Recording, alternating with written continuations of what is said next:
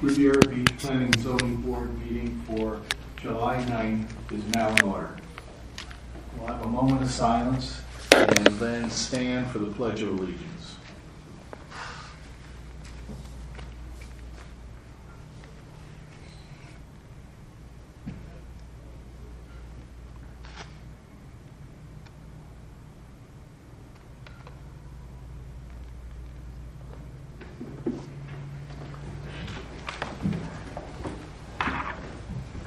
I pledge allegiance to the flag of the United States of America and to the republic for which it stands, one nation, under God, indivisible, with liberty and justice for all.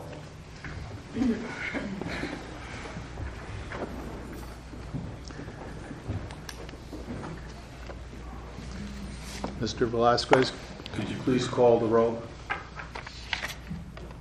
Arthur Hamilton. Present. Billy Jackson. Cedric Barber II. Present. Frederick McCoy. Here. Margaret Shepherd. Here. Julius Wiggum. Brian Colton. Present. Renee James. Here. Edward Kennedy. Here. Quorum is present. Additions and deletions to the agenda? Good afternoon, Jeff Gagnon, Planning Zoning Administrator. With Mr. Wiggum out tonight, I would ask that Mr. Hamilton receive voting rights as a permanent member. If that pleases the board. So moved. Thank you. Or not? I don't need to move, but Yes, that's fine. Okay. Also, I'd like to make a suggestion that we switch the order of business on the agenda and move new business before unfinished business, being that we have our applicant here tonight. Any board objections? Okay. And that is it. Disclosure by the board members and adoption of the agenda. Any disclosures? Do I have a motion to adopt the agenda? so moved. Second. All those in favor? Those against? Agenda adopted.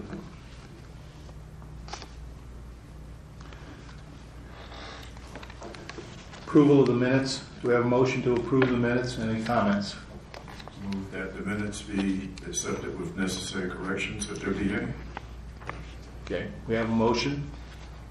Second. A second. Call the roll, please, Mr. Velasquez. Arthur Hamilton. Yes. Cedric Barber II. Yes. Frederick McCoy. Yes. Margaret Shepherd. Yes. Brian Colton. Yes. Renee James. Yes. Edward Kennedy. Yes. Young one voting. Motion approved. Okay, new business. Yes, tonight under new business, we have an application, a use request from Bonner Mobile Bar Service, LLC, for alcohol sales to be consumed on premises, which is a 4 COP license, at the Lone Pine Golf Course, located at 6251 North Military Trail, which has a recreation open space, RO, zoning designation, and a recreation future land use designation. On the map on screen currently, this is the city's zoning map. The Lone Pine Golf Course is located in the southwest corner of the RO zoning designation, and then you can see the Lone Pine neighborhood, which surrounds the golf course itself. I do have an aerial view, which is also provided, a color version is provided in the packet on the day as tonight, as well as a street view of the entrance to Lone Pine.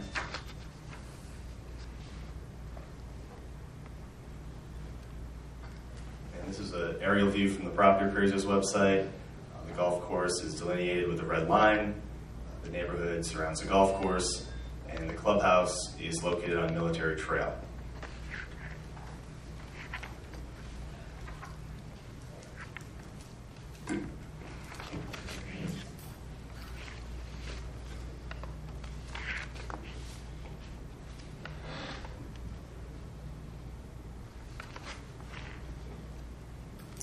So again, the applicant is Bonner Mobile Bar Service, LLC.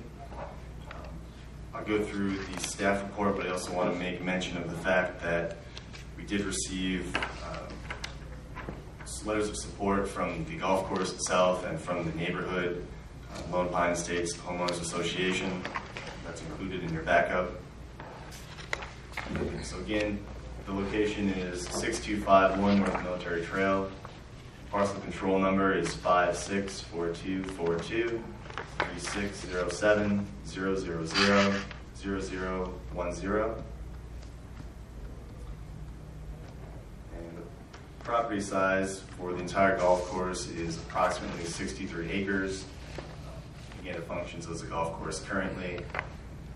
Featured land use is recreation, and its zoning designation is recreation and open space. Surrounding the golf course is Lone Pine Estates to both the north and south and west. To the east is North Military Trail. East of North Military Trail is the Rapids Water Park, as well as other commercial and other industrial uses.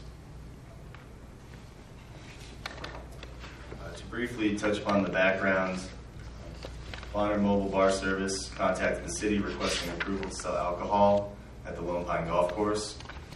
The existing zoning designation requires that the Planning and Zoning Board reviews the application and reviews the use request, and final approval will have to be granted by City Council. And again, that's governed by the zoning districts.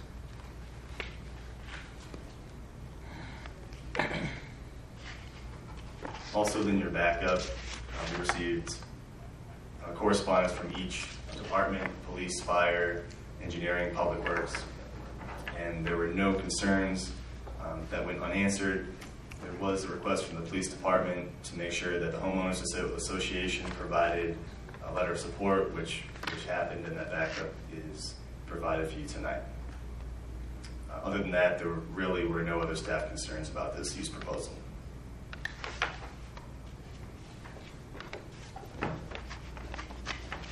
So we feel that the compatibility of this use would remain consistent. It wouldn't create any sort of incompatibility for the neighborhood or neighboring uses.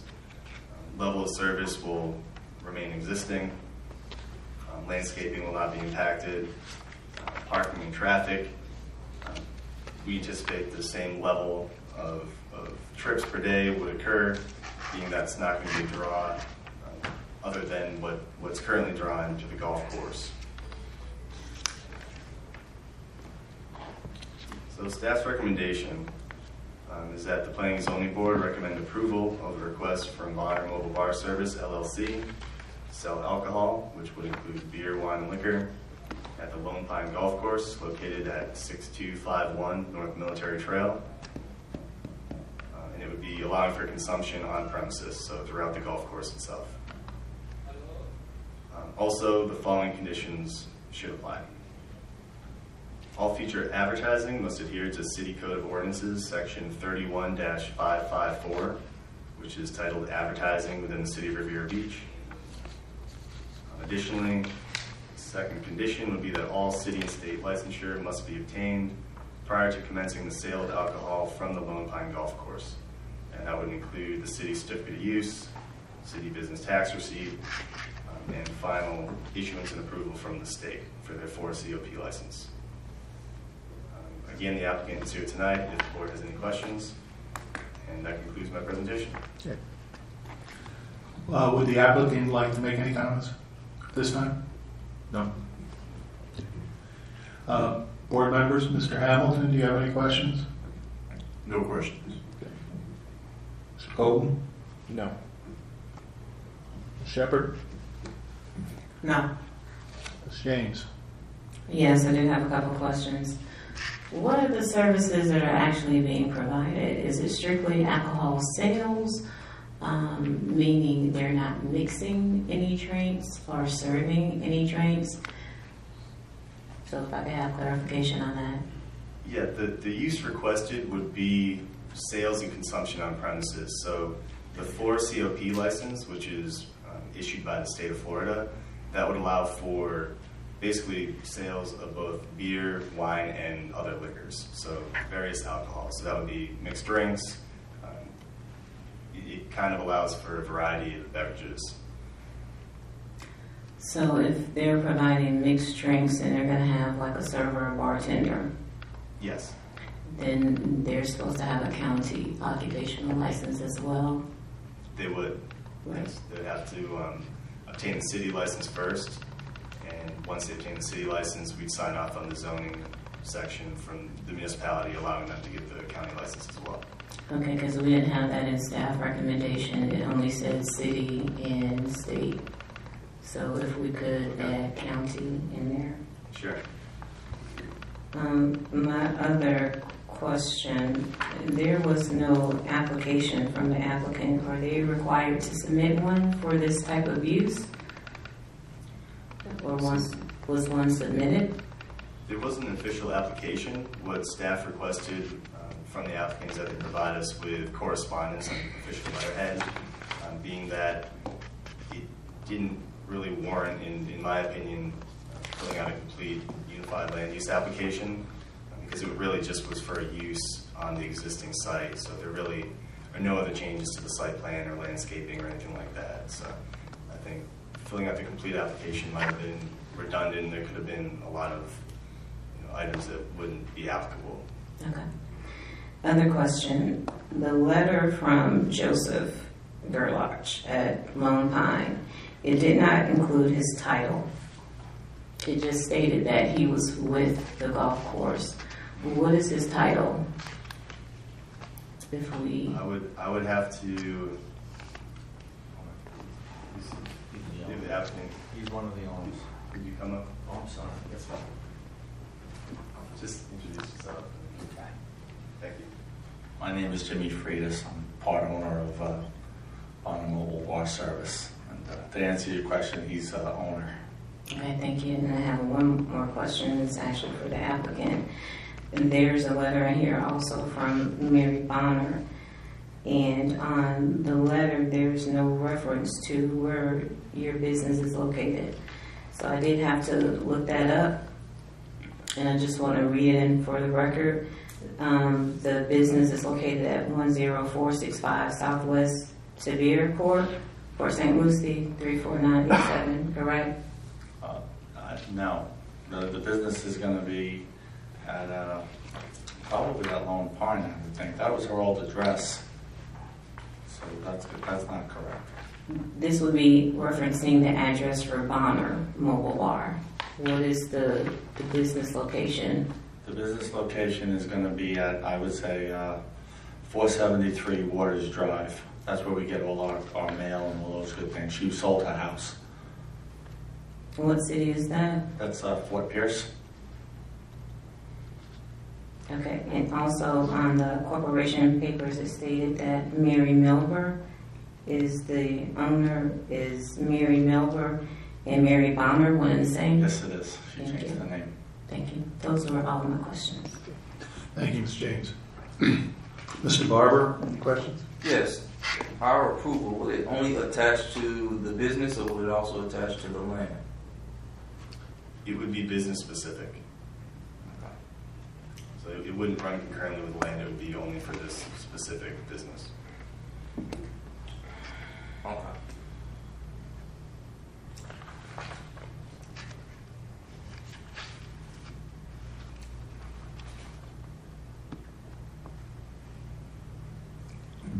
Mr. Barber, any other questions? No, that's all. Okay. Mr. McCoy? A couple questions. I guess this use, is it attached to an existing concession operation that's already going? Would this be a tiki hut or a kiosk, or how does that work?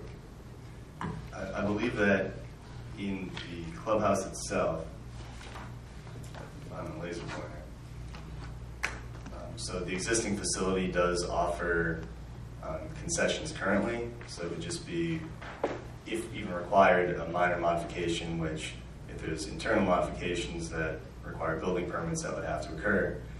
But from my experience, lots of times with the mobile bar service, it is exactly that. You know, they kind of use the existing facility as it is, So it's low impact to the existing structure.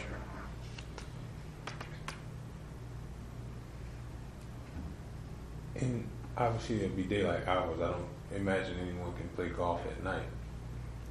Is there any?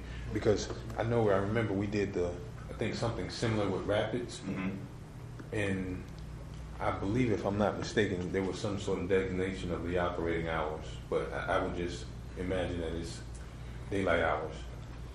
Yeah, I don't.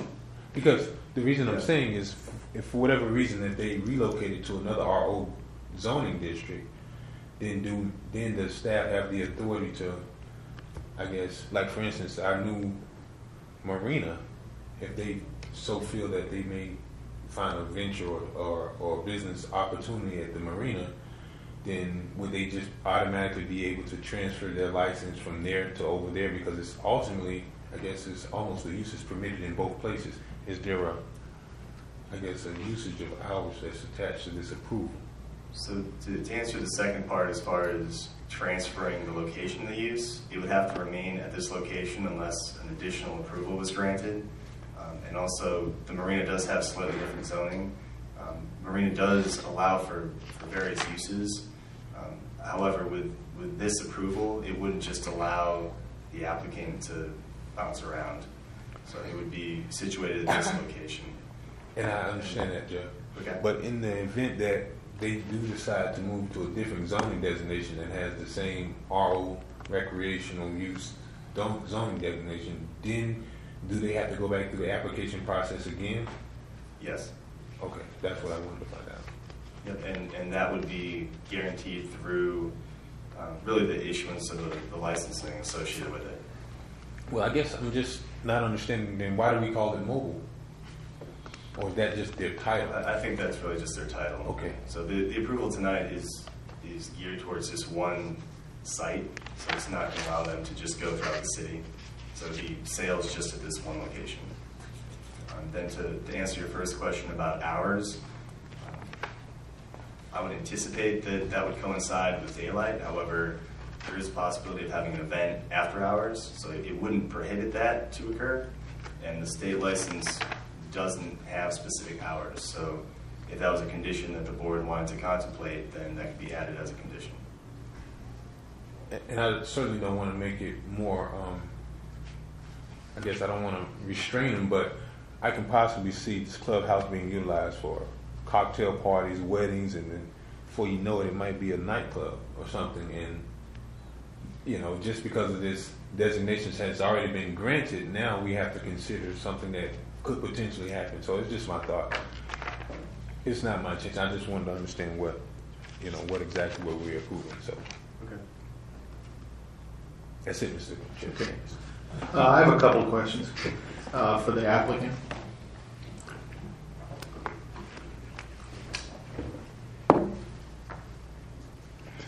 First one is identify yourself again, please. Jim Freitas. Okay. How long has the company been in business? This company is new company. If you need a little background on myself, I've owned Bottoms Up Mobile Bar Service for the last 15 years and DiMicheli's catering service for the last 10 years. I just sold my companies, and I have the St. Lucie Fairgrounds contracts for all of St. Lucie County. I own 3 golf course facilities where I did the food and beverage. I own Bottoms Up Raw Bar and Grill. I own Dame Yankee Sport Fishing. And I'm a retired UPS guy after 28 years. Okay, sounds like you have I'm some not afraid to experience. work. Yeah. So basically, you're going into Lone Pine and taking over contracting their facility and bringing along with that the 4 COP. Yes, sir. Okay, all right. So, do you anticipate that that your customers are going to be the golfers and Yes, the absolutely. residents of Lone Pine? If they come to the golf course and they play golf, absolutely. But playing golf is not a requirement to go in there. It's not a requirement, but it's not a bar where I'm going to have bands. Understood. I just want to sell beer and the golf cart, basically. Okay. I'm not doing a club. I'm not doing that. Well, Mr. Chair, Go ahead.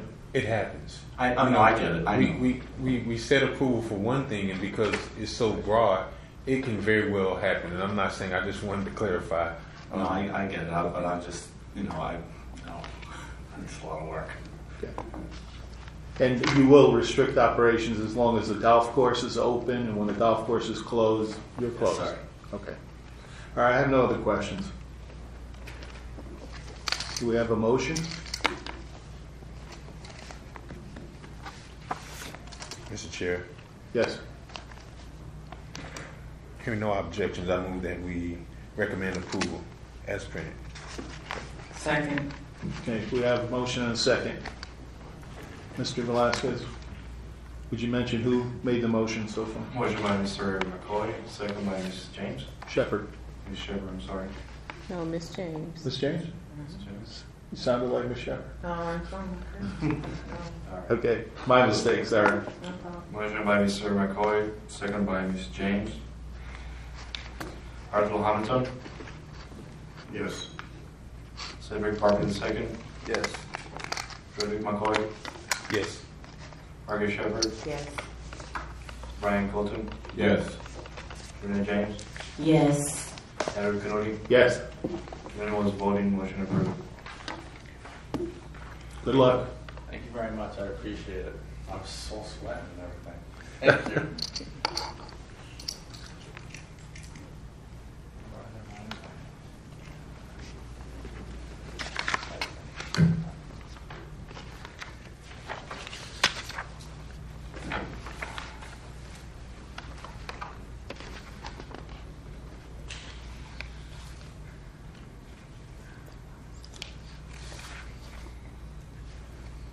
Mr. Chair, while you preparing, I got a comment I wanted to ask staff, or a question.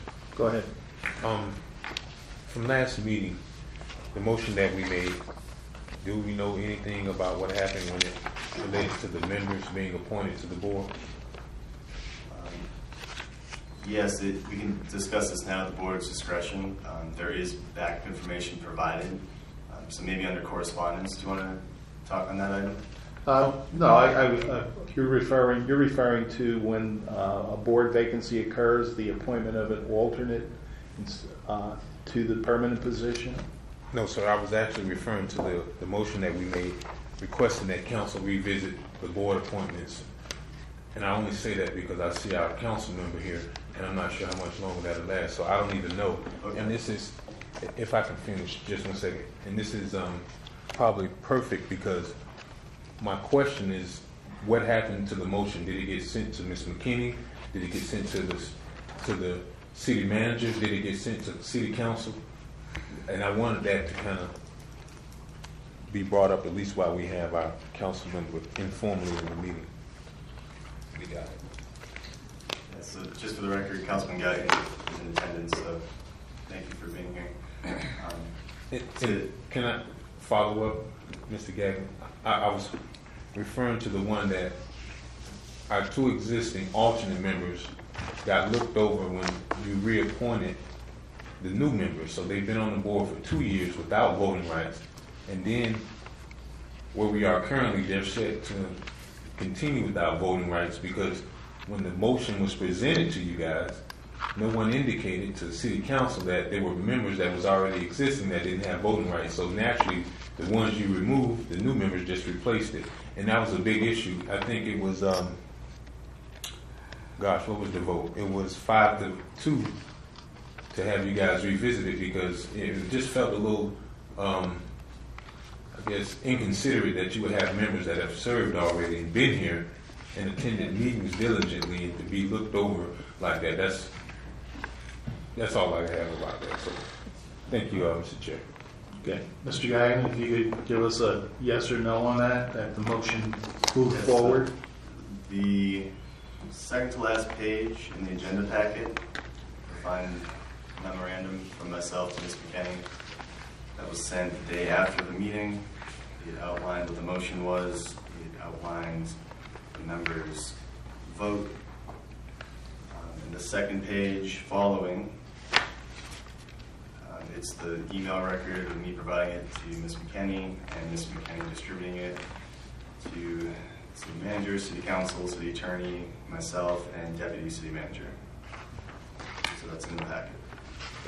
So what you're saying is that it's in the hands of the city manager at this point, and others, obviously. Yes, the memo was written and it's been sent.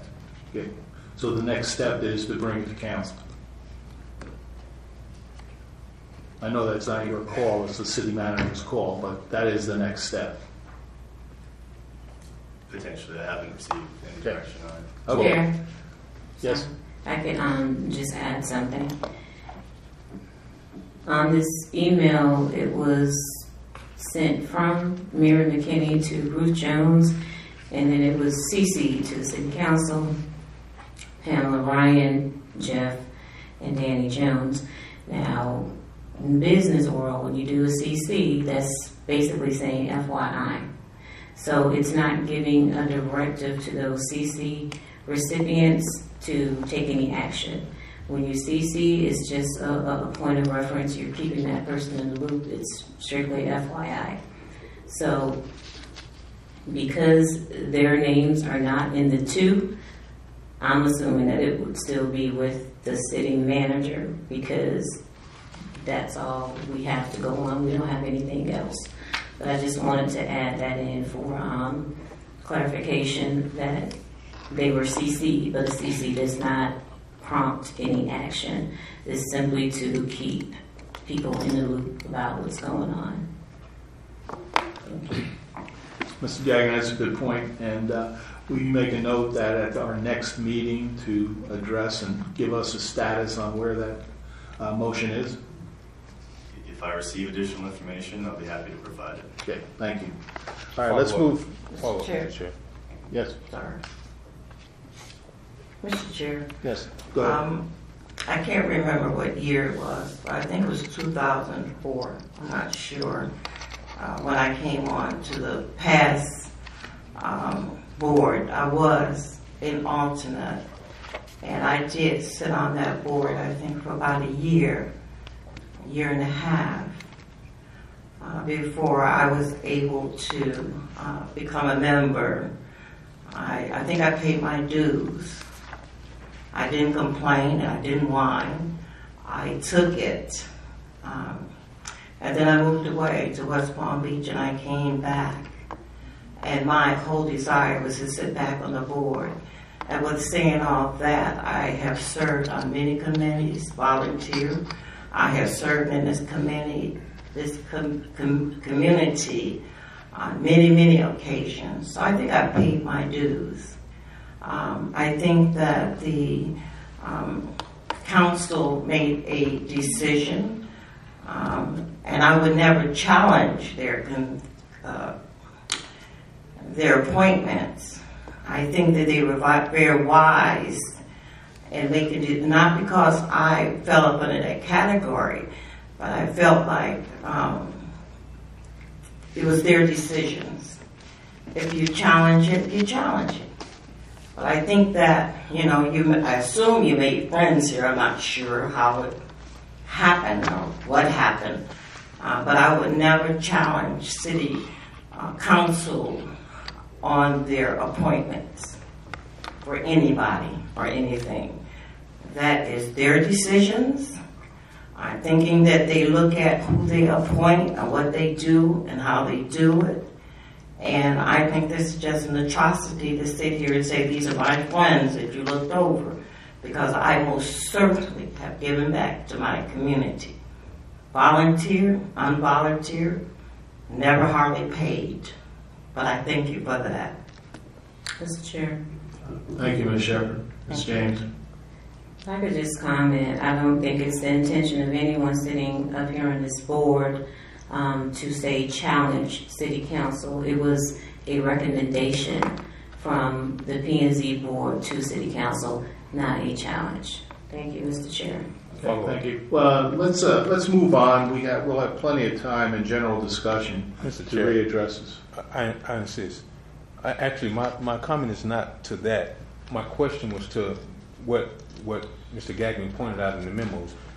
So are we to expect that when we make motions that's away from an actual item, is this the process that's going to be in place going forward? Because, you know, we've made motions several times and it's fallen on deaf ears. I've even sent emails and letters. Actually, I've mailed personal letters and copied staff, and we've gotten nothing. I want that when we do take this item, we address when there's items, well, when there's motions made on items that's not related to something that has to go before the board. At least we get some sort of feedback or response. One of our roles in according to the code is that, you know, we get a timely response back from staff when we ask for information. You know, and I'm not really trying to make it personal about anybody, but, you know, I just want to understand, is this going to be the process? I think that's great. That's a good start. But I would like to see that we have a uniform process that we address in the code that would allow that we communicate to City Council, and City Council at least hears us. Even if they don't take any action, at least hears us. So, Thank you, Mr. McGuire. thank you. Let's move on to new business.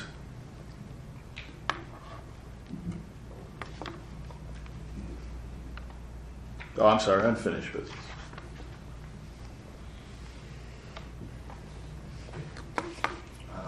Tonight, under unfinished business, discussion and workshop item, so no final action will be taken. We will review the city's code of ordinances, specifically Chapter 27, Planning, Article 2, Administration, Division 2, Planning Board. So following last Planning and Zoning Board meeting, the board asked that staff take a look at the existing code and begin drafting proposed changes and amendments to the existing regulations. Staff concentrated on section 27-31, which is the section of the code that describes the creation of the planning board, membership, quorum, terms, vacancies, and removal. We felt as if focusing on this one section as the starting point would be best, because it is a lot of information. Now, that's not to say that the Planning and Zoning Board can't provide additional comments or suggestions on other sections within the code, but this was staff's initial draft and starting point.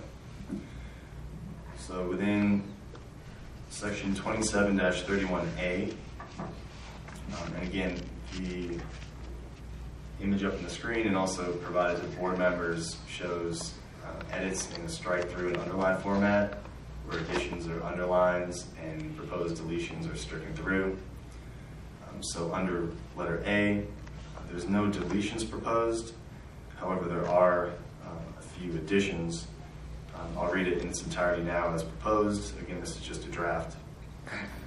So there shall be a city planning board, which shall consist of not less than 7 permanent members and 2 alternate members, who shall be appointed by the city council and shall be residents of the city.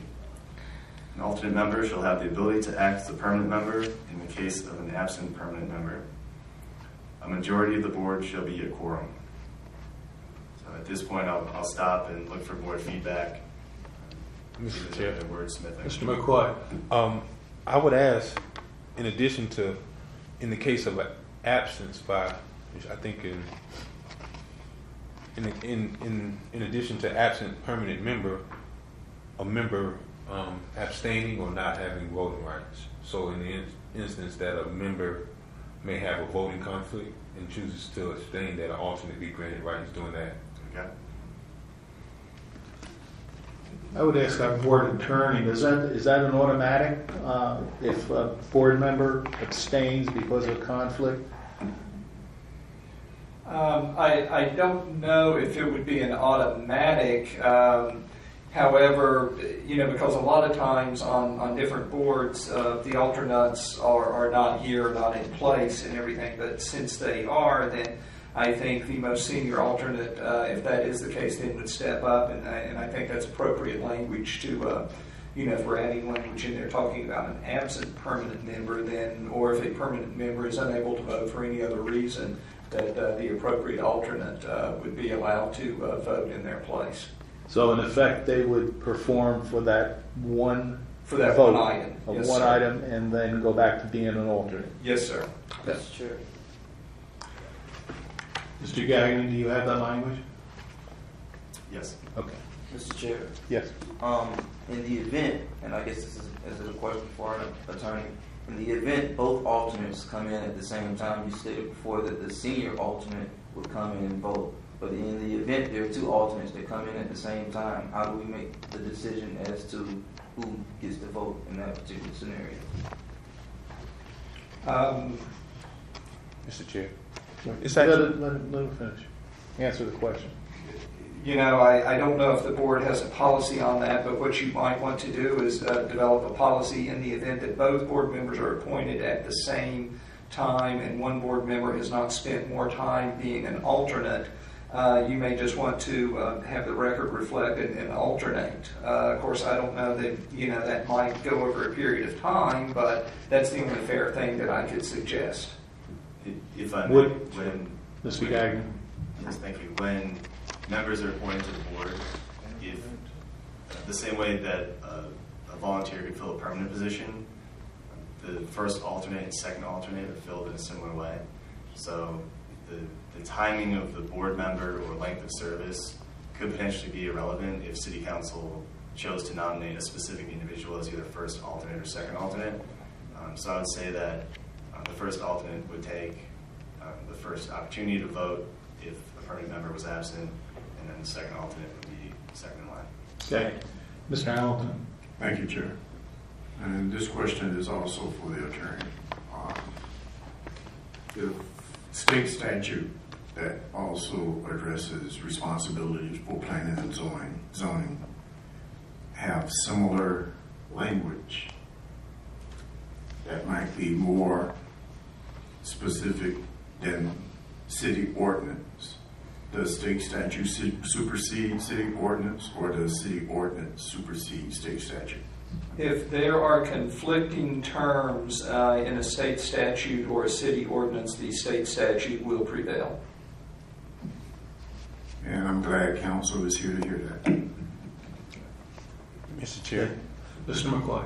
Well, I think in that same item A, I think a couple clarifications need to be made.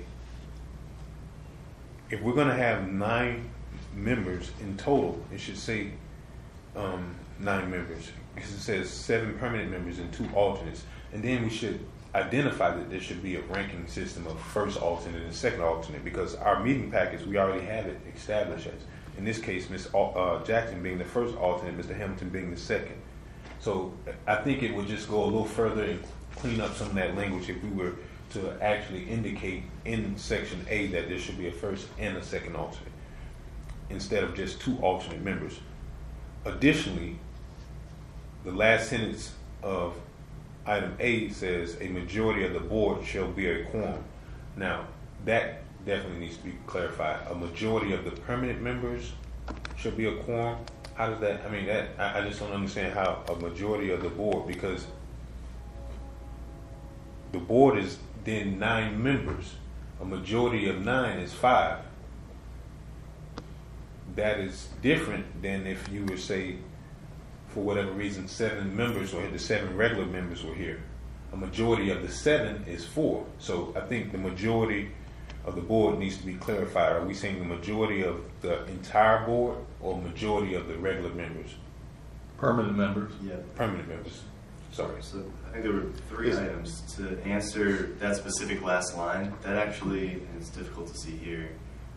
Again, this is a draft, so these comments are valuable. This is good. So within C, that was actually existing language. So that was just a cut and paste from C up to A because it seemed like it was a better fit in A.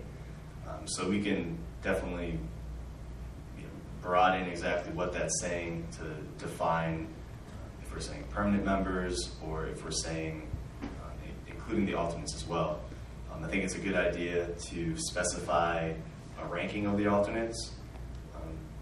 The one thing that I didn't want to do is state a specific number of board members because that would potentially cap any future expansion if it ever were to be proposed or occur. So this has the minimum criteria, so it would allow for flexibility in the future if ever needed. So that's why I didn't want to have a cap. Chair, if I may. Mr. Hamilton? So they basically saying a majority of the permanent board shall be a quorum.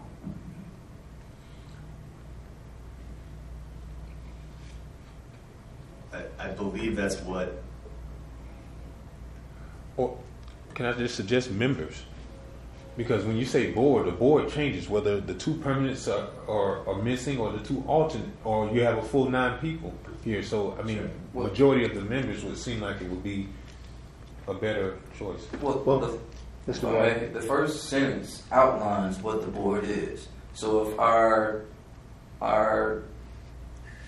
interest is in defining what part of that board becomes quorum, then we should specifically state that. But it looks like you're saying in the first sentence, the board shall consist of not less than 7 and 2 alternates. So those are your board members. And then it says that the quorum should be a majority of the board members.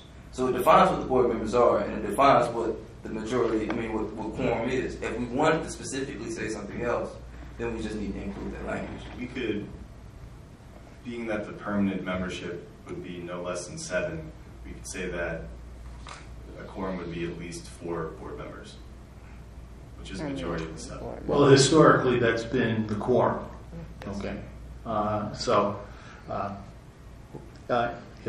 If 2 permanent board members are absent and the 2 alternates are present, they in effect, Mr. Chair, if you could correct me if I'm wrong, the 2 alternates become permanent board members at that point in time for that meeting, correct?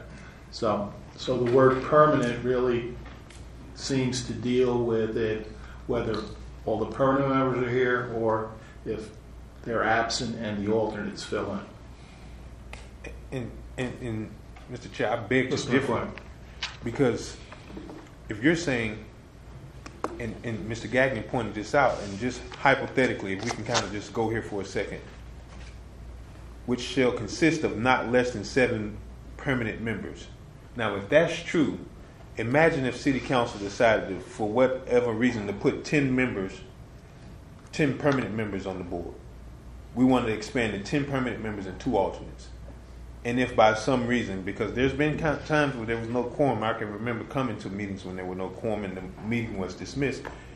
It's just easier to say members as opposed to saying board, because your board can always change because of that open-ended not less than. Because, I mean, they can say we have 7 members today and then come back after 2 weeks and appoint 2 more members to the board, and then now you're saying a majority of the board. But if our board roster has 15 names listed on it, then you now have a problem, because you've increased the number of members on the board, and then you've kind of fluctuated and adjusted the quorum minimum. Does that make sense? I think that I understand what you're saying, because if the board ever were to expand, then if that number grows, then the quorum would grow along with it. So, however, if that happened, the first thing that would have to happen is that the 2731 would have to be rewritten. No, not true. That's what I'm saying. If you look at the first line, it says not less than, so that's a minimum of 7. So they don't have to change the ordinance again. Point taken. Okay. I think that a potential solution is to wordsmith this in a way where we know that the minimum permanent membership will be 7 board members. Then just say shall consist of 7 permanent members and 2 alternate members. I was making a different point, but we could do that as well. Okay. My point was on the quorum item still, where we could just say we know that a majority of 7 is 4, so we could just say we need 4 board members to have a quorum present. Mr. Chair. Yes, Michelle. Haven't this always been the Exactly. hasn't this always been the way it's been? When did it change? I've always remembered it being like this. It has been, but this document was written, 1957? 1957. And we've been asked to update it to 2015. So you're looking to rewrite the document? Not really rewrite it as much as just to update it to new standards. For instance, just to give you an example, in here we say the duties of the director of the planning board. In 2733, there really is no director of the planning board. Now we have a planning and zoning administrator, and we have a chair and vice chair of the board. So I think things like that need to be cleaned up. Oh, I see. Thank you. Okay. Chair, Mr. Allen. it's Brian. Oh, I'm sorry. That's okay. I'm going back to Sounded the like 7 permanent members.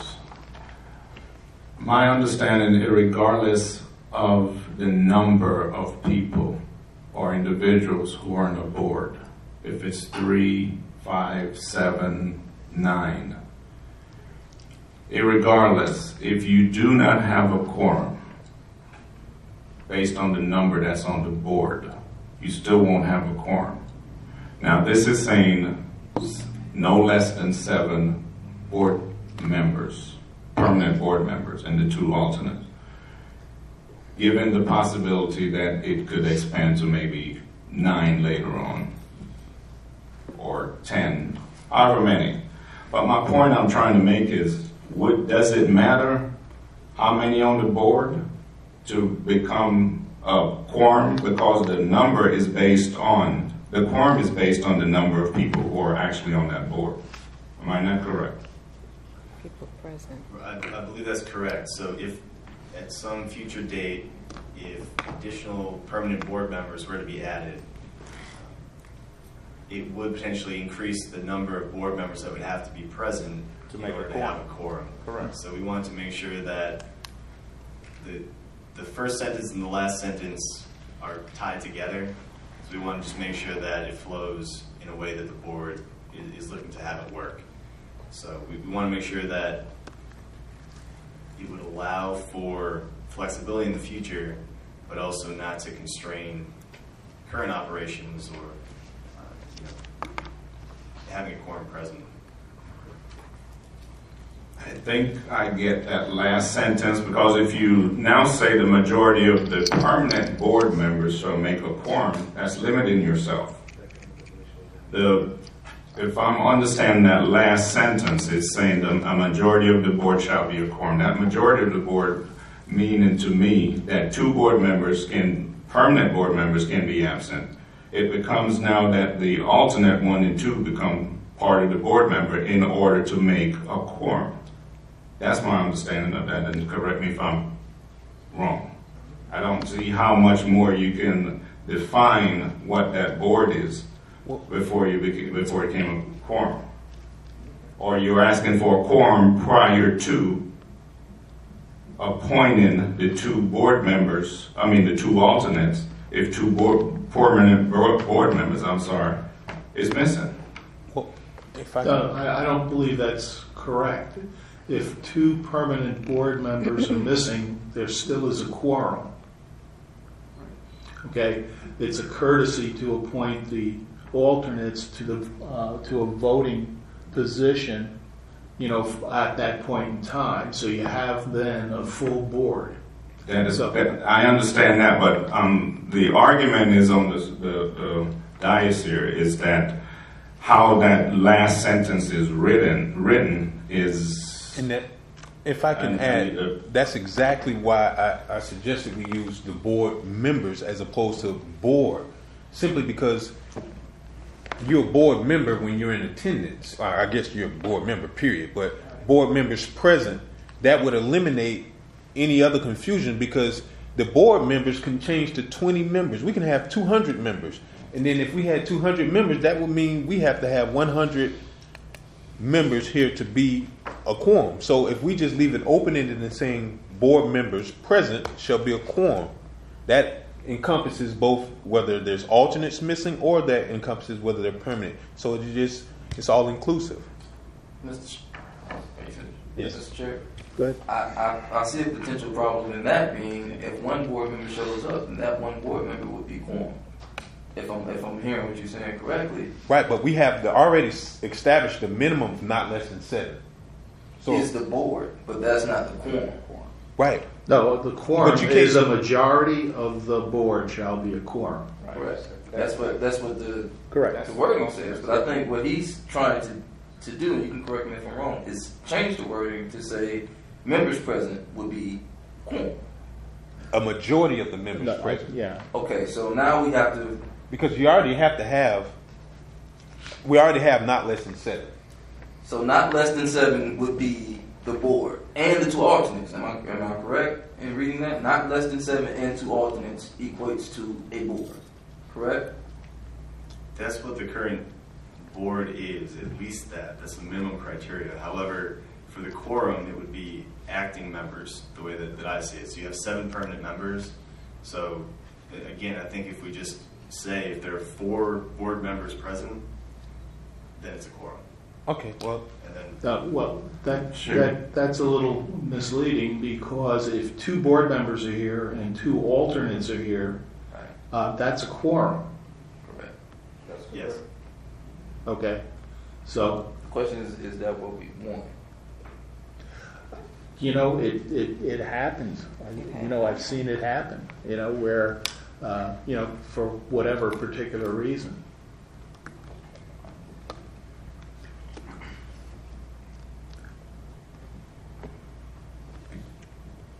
So, Sharon, Yes. my question is for staff. How are you going to write this up? We're going to be discussing this ordinance forever. Mr. Chair. Well, Just a second. Let me, are you finished? Yes. Okay. Go ahead, Mr. McClure. nothing. Okay. So again, this is still a very early draft. So the discussion and comments are all good. If there's really, this is staff's first crack at this. So if there's stuff that's causing severe discussion or debate or conflicts at this point, you know, staff can always go back and look and see if there's another way of potentially wording it, and see if there's more of a consensus of the board.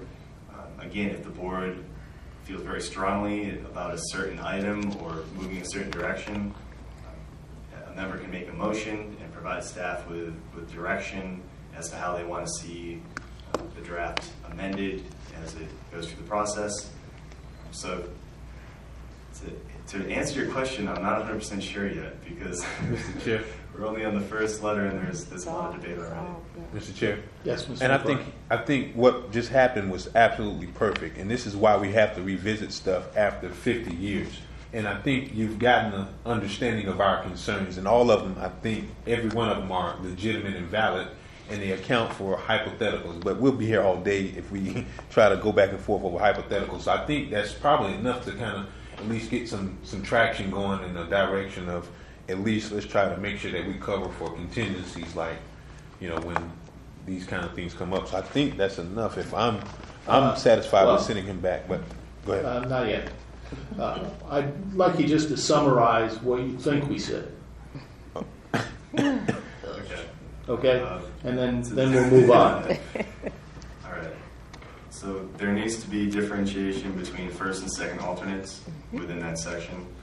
It currently just refers to 2 alternates. However, it should refer to first and second alternate, and potentially additional alternates if they ever were to come about. But I'll look and see if there's specific language that I can incorporate to reflect that.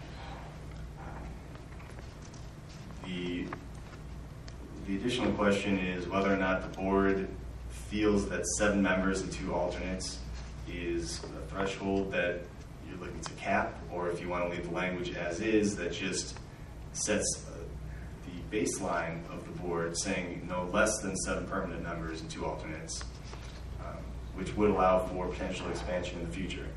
So that's an item that was debated, and I'm not exactly sure which direction the board wants to go on that. And finally, that item will actually dictate how the final sentence is written, because if there's a clear cap on the board, it would remove that ambiguity, and the membership wouldn't necessarily change. So that might kind of have the puzzle pieces fall into place. How long have there been 7 members and 2 alternates? I believe that was from the inception. Well, the language itself describes well, it didn't say permanent, it said 7 members since 1957. Right. It doesn't describe alternate members at all. So I'm not 100% sure when alternate members were incorporated onto the planning board. Okay, I think you have a handle on where we are with this. Let's move on. Chair, Yes. there was one thing that I had written that I didn't hear Mr. Gagnon say about granting the alternate voting rights if a member abstains. Yes, I do have that written down. Okay. So just clarifying procedures in the case, and then that would go to the highest ranking alternate member that was present. Correct. Okay. Mr. Chair, Yes. may I ask one clarification? I keep hearing you guys talking about certain number, and I know it went before council that you wanted to add a few more, and I keep hearing them talk about this statute that it has to be this many. Now, can you rewrite the statute, or do you have to stay within the statute? Mr. Gagnon? Well, I think you're referring to the current city code. Yes. So the current city code, and you were right before when you said the board composition has been the same for a very long time. It's basically been unchanged since 1957. So the existing city code states that there has to be at least 7 board members. The way that I've seen it function is that we've had 7 permanent board members, and we've also had 2 alternates, and that's been the case for at least 8 years.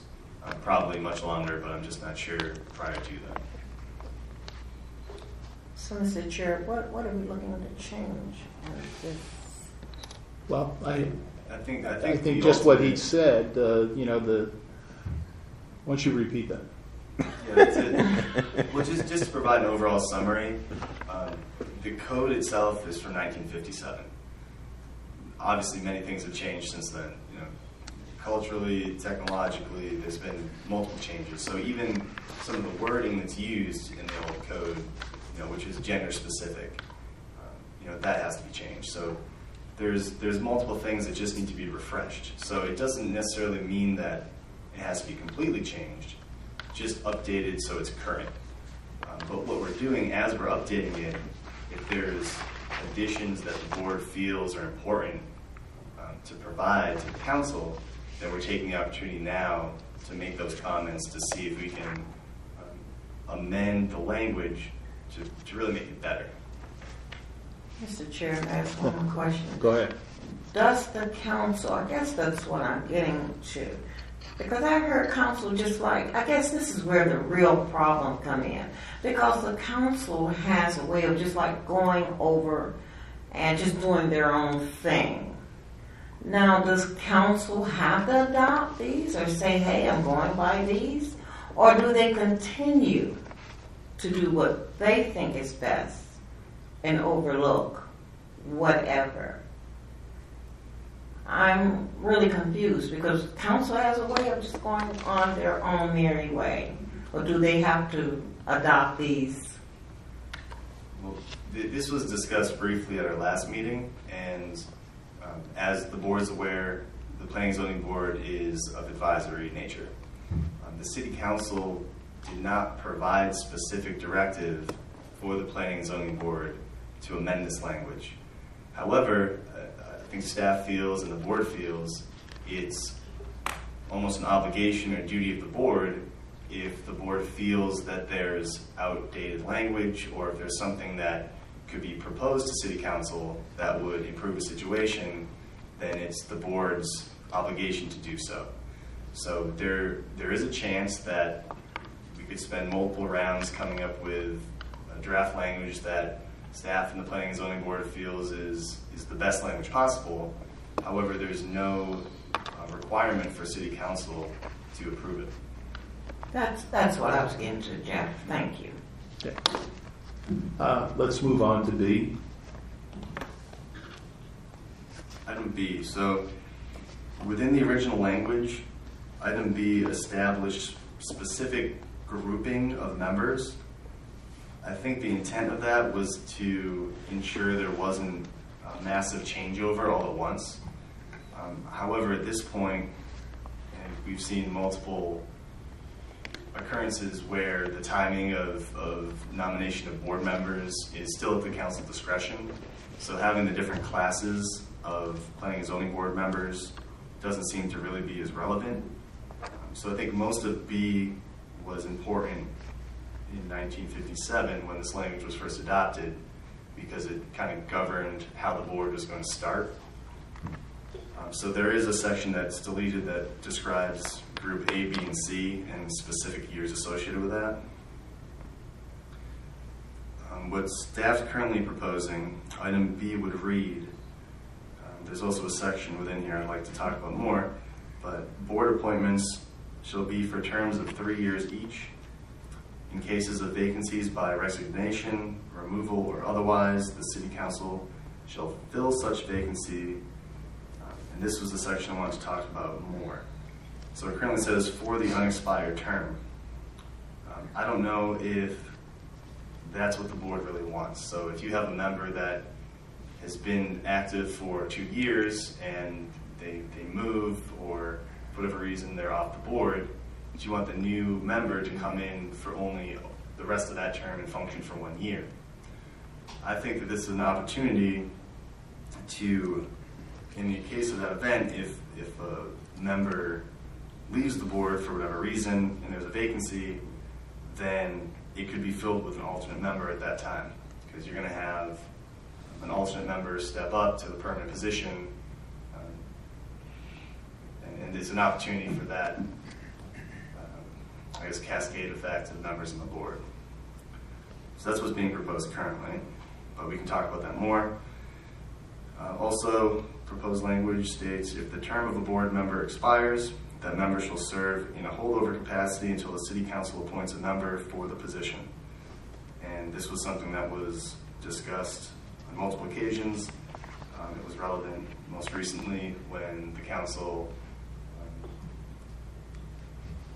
had multiple meetings to discuss which members they wanted to appoint.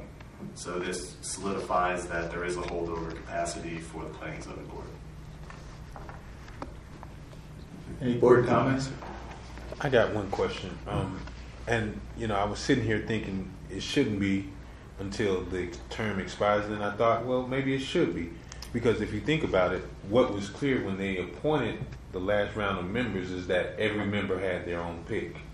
Now, if that's true, like the scenario you gave, if for whatever reason a planning and zoning board member could not fill that last year, then I would think that there should be a temporary appointment until that term expires. And the reason being is because suppose for whatever reason we get a new council member or a new direction from council, or they just decide to change the way in which they choose to appoint, then technically if they wanted to remove that person, then they could, because they're in holdover capacity, or they wanted to go in a different direction. I think that at least allows them that latitude for a person to fill that slot at least until the remaining of that period. And also, I was curious as to if this language has been in place since 1957, what's the rhyme or reason behind 3 years? That seems a little unusual, because unless I guess the city council terms were 3 years back in 1957, but it would seem to me that they should kind of run concurrent, which they do now. I mean, both our planning and zoning board terms are 3 years and council are 3 years. But perhaps, we should do something and phase out or begin groups just like city council has groups, like the election cycle.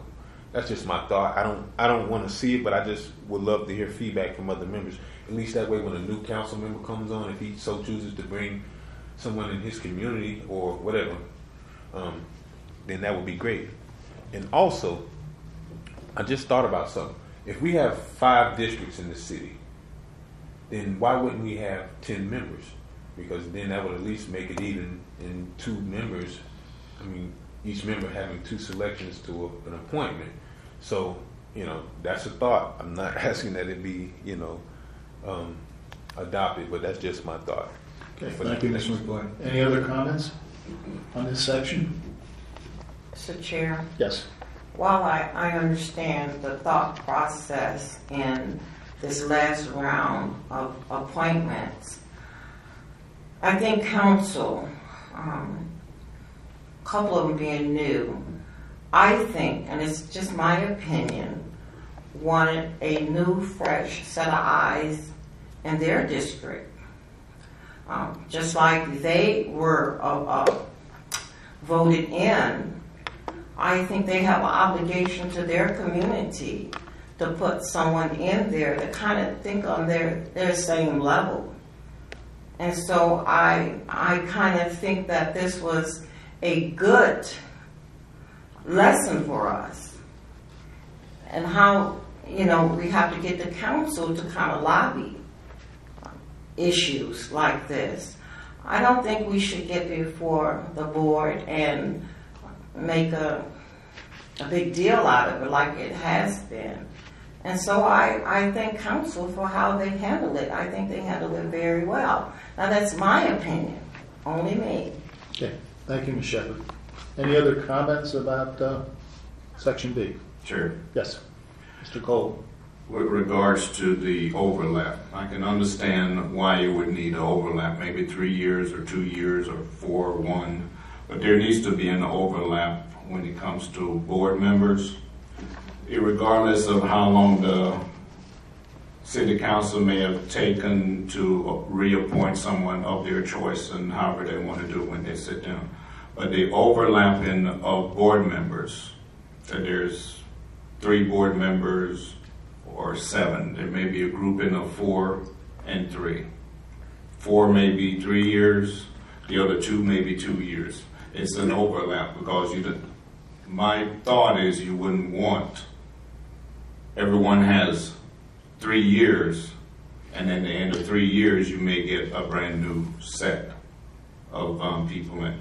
You want to be able to have a group that has some form of knowledge of what's going on, because city council isn't going to, I understand both sides of the argument when it comes to, yes, appointing an alternate to an open position. I also understand the city council's position in saying that we are management, and management needs to have certain rights and control. So I can understand both sides of it, but I do think we need that overlap to sit in. Take out the only problem with the overlap that's there, it has specific years in it. So I think the overlap still needs to be there. Mr. Cole, I'm not sure what you mean by overlap. You mean so that, do you mean that let's say a certain number of seats expire this year, a certain number of the seats expire next year, and a certain number of seats expire the year after? Something of that nature. You may need to take like a 3-4 or 2-2-2. I have a 3-2-2. Two members. Yeah. Okay. But I think that was already done in the initial phasing. If I'm reading this correctly, Group A, B, and C. Members of Group A will hold office till 1963. That looks like 3. Group B shall hold in 64 and then 66. So there is a kind of a group expiring each of those years. So that takes us back to the question of, for the unexpired term, if we say the unexpired term, whoever gets appointed finishes the unexpired term, then we'll stay steady with the each year having board members reappointed.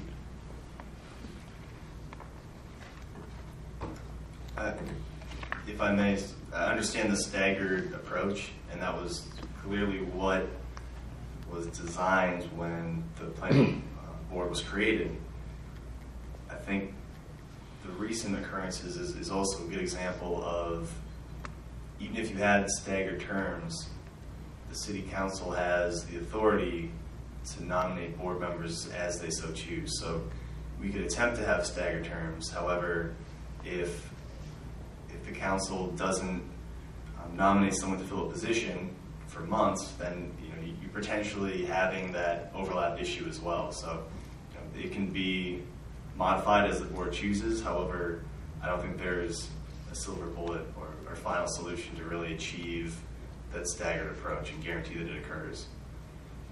Well, I guess the question is, we haven't seen the new roster for the board, so we really can't comment on when the terms expire. So are you saying that when everyone was reappointed, all of those were the effective date, or does it go back to when you were originally supposed to be reappointed? So if my reappointment was January 1st, but the decision was made in June, is my term from January 1st, or is it from June? I believe it was from date of reappointment. Date of reappointment. Okay. So then that becomes a problem with staggering it. Potentially, yes. Okay. Any other comments? Sure. Yes, Mr. Colton. Understandably, that city council changes every so often, and city councils come in. Then to create that staggering term, just a thought process that I have, to create the staggering term, and some board members on the board may not like it, but it's a thought. If you want to keep the staggering term in, then at the appointment, city council may choose to replace 3 or 4 people at that particular point. Create a staggering term for everyone else then. That's just an idea. But I think the staggering term, because city council may take months to vote. That's no fault of the board. So if city council chooses to relieve 4 members and appoint 4 new ones, at that point, if they choose to do that, then create a staggering term. Because they're keeping those board members still on board. Thank you, Mr. Cole. Any other comments on Section B? Okay, Jeff, you have our comments? I do. I feel as if I'm not as clear with this section as the last. Okay. It just seems like we just went in a whole circle, and I think we came right back to what you got up there. Because if you keep, I don't think there's no perfect way to even do that section. I think the problem with, I'm sorry, Chair. Go ahead. I think the only problem that section has is because it has outdated date-specific dates. All of that's coming out. That's going to be take those out. The staggered term is a good process for any board. Any board. Okay? So keep the staggered term. The other part of staggered term is when I mention that city council, they may take 6 to 8 months to vote on or clean house. At the point that they chooses to replace 2 or 3 board members, they need to recreate which group is a staggered term at that particular point, just to keep that staggered term. So the next 3 years, everyone may still be on it, but it will be staggered if they do not choose to clean house 3 years from now. Follow me? Okay. May I make a suggestion? Since the board member is in a holdover status after the expiration of the term, okay, whenever the new appointment occurs, okay, if the effective date goes back to when it expired, all right, it automatically creates the same stagger that's available now, okay, with the Group A, Group B, and Group C. So it happens automatically. It's just a matter of deciding whether the effective date is when the city council finally makes their decision or when your expiration was. So an idea that I had could be to make sure that the staggered A, B, and C group is still present, and then potentially come up with a date certain where that goes into effect. So if that's 3 years from now or whenever, that will be the proposed language, and then from that point on, it'll have that staggered approach. Okay. All right. And you know, if I can add, this is Mr. McCoy, go ahead. you know, guys, we also have to remember the assumption that we don't always have a line of people waiting to apply for the board. Because I think there was, 2012 when 3 people or 4 people all came on at the same time. So, you know. Sure. Yeah. Your idea about the holdover, that could be a solution also. The holdover member is still on the board. So when the city council chooses to say everyone is reappointed, that holdover member date that supposed to have ended would start from that particular point, because the board member is still on there if the city council didn't vote him off. So that staggered term would still stagger. Yeah, that's exactly what I was suggesting. Yeah. That way we automatically kind of stick with the essence of the way they wanted it set up. And we're getting a rotating, and you're never going to be to the point where you have a large majority of the board that's brand new. So, okay, any other comments on B? Just last thing for me, Mr. Chair, on B. Can we add in a provision, maybe, and I don't know where it would go, that, you know, appointment should be done by a member submitting an application, not an email, not a letter, but a uniform application, because that too is something that came up where people just wrote letters and didn't have an application in the file. And also,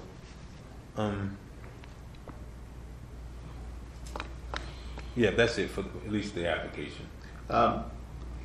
Wouldn't that be the city council's decision, how they want to do that? If they essentially can just appoint somebody without any paperwork, right? Technically, right? So, they can, but you know, we applied, so correct. Why do we not have that same provision or same rule now? Now we changed the rules. It seems like, you know, if it's good for the gander, it's good for the goose. So I understand and where also, you're coming from on that. Also, another thing too is this: the residency requirements.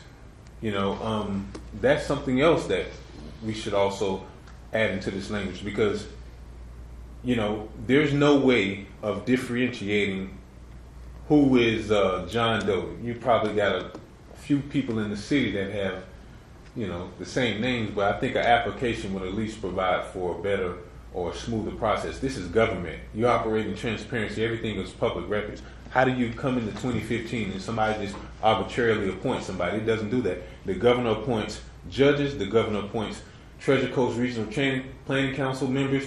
He appoints a number of different positions. None of them he do off the top of his head. Off the top of his head, I'm sure he requires some sort of formal application process, and that's just good governance. What's the board's feeling on an application process? Mr. Chair, Yes, Ms. Shepherd. I think going back to council, I'm not sure if I did an application or what. I think it said, I think, Jeff, by letter, or I know a couple of papers did come to my house and I did fill them out. I think we undermine council, that they know who they're recommending for the job. I don't think it's nothing that the council take light. They know who people are. They know where they're at. Chair. Ms. Morrow. Go ahead. I'm sorry, are you finished? Are you finished, Ms. Shepherd? Can I have one more Go comment? ahead. And so I think when they make these recommendations, these are people that they know that's in their district. I don't think they undermine the process, not at all. I think they take it very serious, especially if it's in their district. So I think that whether by application or letter, I just did a short letter, whereas I saw this big, long application that went over 2 or 3 pages. I'm like, my God, maybe I should have went a little bit more distinct. But council knew who I was, and so I was appointed on whatever I submitted. Excuse me. Let me make it Wait, clear. This is not about anybody personally. Excuse me. Let Ms. Shepherd finish. Are you finished, Ms. Shepherd? No, I'm not. Okay. I'm not saying what they did. I'm just saying I think, and it's only my opinion, as I looked at the applications, if we're going to recommend anything with council, we are a volunteer committee. And I'm not saying one person did this or one person did that. It's what I saw in the backup. And if council choose to do whatever they want to choose, council has a right to choose. We are volunteer. If you want to do something permanent, I suggest you run for office. Run for office. This is strictly volunteer. That's the only point I'm trying to make. Thank you, Mr. Chair. Okay. Chair, Yes, Mr. Barber. I think it's just important to point out that this entire thing that we're doing here is advisory in nature. And so just because we advise council to go in the way in which we choose here tonight, there's no guarantee that they'll do that or anything else. So just because we're making that recommendation to the council, be it add the language or not add the language, at the end of the day, it comes down to them making that decision anyway. Sure. So we're not taking anything away, taking any rights that the council has away from the council, because our positions here on the board is strictly advisory in nature anyway. Sure. That's true. Yes. Mr. Cole? I would like to. I understand there's the process that, as far as us going over this to kind of clean it up, and I would hope that we don't get personal or take it personal. I think the whole idea behind this is just to try to clean up some of the languages. And regardless of what happened 6 months ago, 3 months ago, that's over with. I think this is to move forward. I do understand. I interview people every day, and I require applications. Well, not every day, but I require an application to interview. I, as a selecting officer, may know already who I will choose, but I think we're just asking for just a process to be in place, and just a small application is just that process to be in place. The city council will already know who they want to appoint. Thank you. It's just the process that I think we're looking for to be in place when it said, and I understand Tredrick's idea where an application should be basically to move forward to say everyone has an application. I can't come back and say, well, I had an application and the next person beside me didn't have an application. I think it's just a process that should just be in place. And it's something going forward, not what happened. It's just a cleaning up of the documents. Can I clarify, Mr. Chair? Excuse me. Mr. Hamilton? Thank you, Chair. I think the recommendation by this particular board of an application might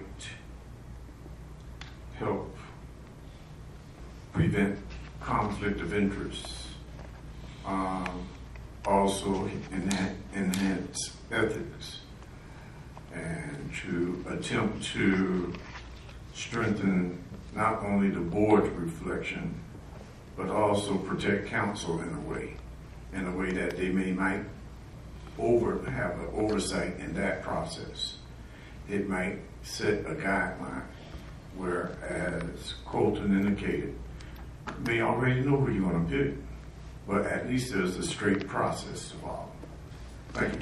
Thank you, Mr. Hamilton. Any other comments on Yes. Ms. James? I agree with Mr. McCoy. I agree with Mr. Hamilton. Whether a council member has the right to appoint whomever they want from their district, there's always still a process that should be followed, and that should include an application.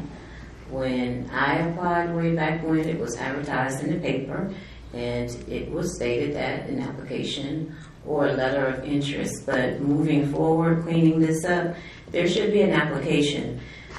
That information is available to council in their backup. That should also be available to the citizens of Riviera Beach. We should also have that transparency to come in and see who's sitting on these boards if we so choose. So the question was made from Chair, how does the board feel about it? I'm definitely in agreement that we should have an application for new board members. I would say the majority of the board is in favor of an application, so let's weave that into section B. Understood. And if I can clarify my intent, it's never personal, Mr. Chair. I know when I first got on this board, I was so excited and I was diligent, but I noticed over time, and I think everybody that's been here, we've noticed a number of different deficiencies, and I just want to clean it up. It's nothing about anybody. I just know that sometimes things don't work, and I remember, Mr. Chair, you said about 3 months ago, because council didn't do it, doesn't give us a reason not to do it. We need to be this is why we're here. It's now 8 o'clock. We've been here an hour and a half. And what that shows me is that council doesn't have the time to sit here and hash out these details. That's why we have a planning and zoning board, just like we have a charter review board. The charter review board comes up with their recommendations and they make it to council, and then, that just makes for better government. So again, members, colleagues, it's never personal, and I certainly don't want it to come off that way. So my apologies if it did. Thank you, Mr. Chair. Mr. Chair? Yes. Neither am I using it personal. It's just that when I looked at the backup, if I'm mistaken, Jeff, please pull the records for me. I think everybody that I saw did an application or a letter of intent. So what you're asking this board, that you want council to have everyone fill out an application, because they asked me for my ID or whatever. I think I provided them everything. Now, if someone didn't do an application... Humanity, because this is about the issues. Excuse me, Doctor, I have not chimed in on you, sir. Please stop. Let her finish. You're not the chair. Please stop. I asked for clarification. If they did not submit an application or a letter of intent, I stand to be corrected. Ms. Shepherd, this is really not about what happened in the past. Well, he keeps saying application. No, what we're saying is in the future, from now on, once this and if this gets adopted. I understand, but don't keep making an issue of this application. Well, nobody's making an issue. What we're saying is that the recommendation of the board will be that when someone wants to get on planning and zoning, they fill out a standardized application. Correct me if I'm wrong. A standardized application and submit it with whatever other information the city requires. If it's a copy of your driver's license or whatever. So that's what we're saying. Moving forward into the future. Okay. All right. No other comments. We'll move on to C. Jeff, let me just clear a point of order. Are we going to go through this whole thing, or we're just going to finish up section 2731 today, which you worked on, and then we're going to do the same thing with the other sections as we go forward over time? Yes, the intent for tonight was to review section 27-31. Okay. And then moving forward, we can look at other sections, or maybe some that are more applicable to one another. So we can do it piece by piece. Okay. If any board member does have additional input on a section other than aligned within 27-31, of course, they're more than welcome to discuss it tonight as well. But it's just our intent to look at 2731. Okay, let's move on to C. Letter C. What's being proposed, there's language that states the city manager, city attorney, and mayor shall serve as ex officio members of the board.